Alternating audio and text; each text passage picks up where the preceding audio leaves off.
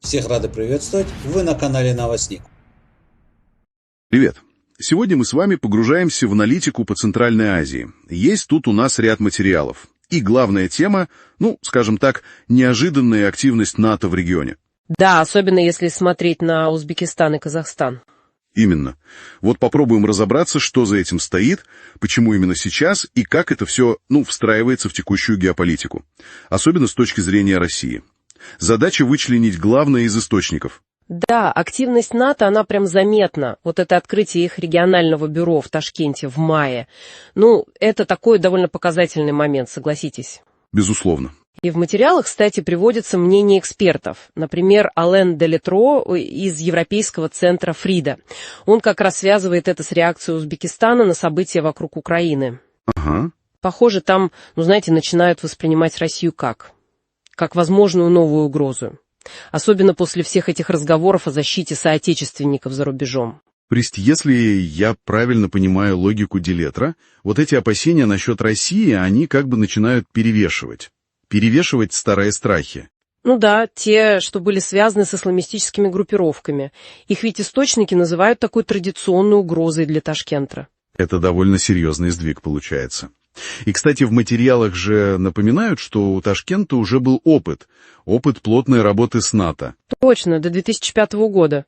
Может, они сейчас там думают, что тот курс и был правильным, возвращаются к нему? Вполне возможно. И эта, нервозность или настороженность, она, по словам Делетро, чувствуется во всем регионе, не только в Узбекистане. Приводит примеры. Да, отсутствие президента Казахстана на саммите ОДКБ, это как один из таких сигналов рассматривается. А что касается Узбекистана, то их сотрудничество с США в военной сфере, это ведь не новость. Да, подготовка офицеров, поставки. Именно. Офицеров готовили, оружие какое-то поставляли. Но сейчас, возможно, речь идет о чем-то большем. Может быть, даже о стратегическом развороте. Разворот? Звучит серьезно. Один из российских аналитиков, Лев Корольков, его мнение тоже есть в источниках, он как раз предполагает, что для США это такой способ, уходя остаться. После Афганистана? Да, и они используют не самые, теплые отношения Ташкента с ОДКБ, чтобы усилить свое влияние там. Понятно. Узбекистан ведь, как пишут, 2 раза приостанавливал членство в ОДКБ. Именно. И сейчас, похоже, они всерьез взялись за армию. Перевод на стандарты НАТО, гарантии поставок западного оружия. А как это выглядит конкретно? Что там за сотрудничество? Представитель НАТО Джеймса Патурай, он говорил именно о военной модернизации. Это приоритет. Модернизация? Да. А Корольков, как его цитируют, считает, что главное тут это обучение, переориентация подготовки командного состава на страны Альянса. Куда? США, Британия. США, Британия, Турция упоминается. И он опасается, что это может создать такой разрыв. Разрыв между поколениями офицеров. Как это уже видели на примере Украины.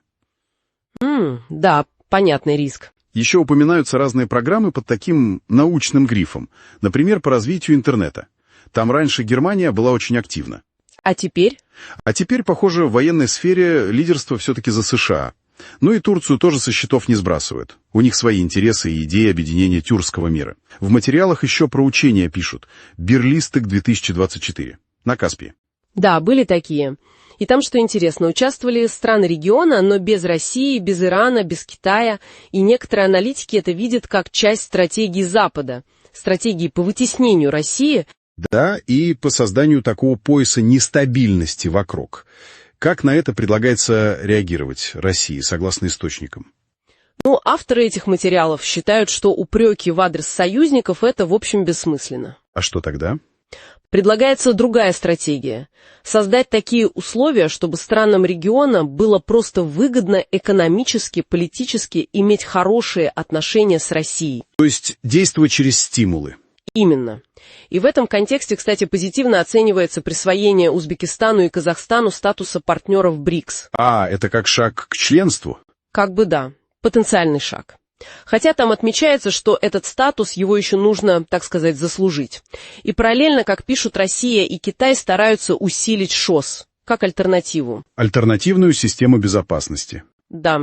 Так, что у нас получается в итоге? Картина, мягко говоря, сложная. запутанная.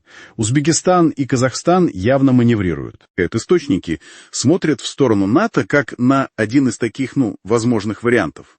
Да, похоже, идет такая перестройка всей региональной архитектуры безопасности. Старые союзы, они проходят проверку на прочность, а новые форматы... Вроде партнерства с БРИКС. Да, они только-только начинают формироваться. Это такой, знаете, живой процесс. За ним нужно очень внимательно следить. И вот под конец нашего сегодняшнего разбора. Вопрос на подумать. Если взять всю эту сложную смесь историю, экономику, вот эти новые геополитические векторы, что в итоге окажется решающим? Какие факторы? Внутренние или внешние? Да.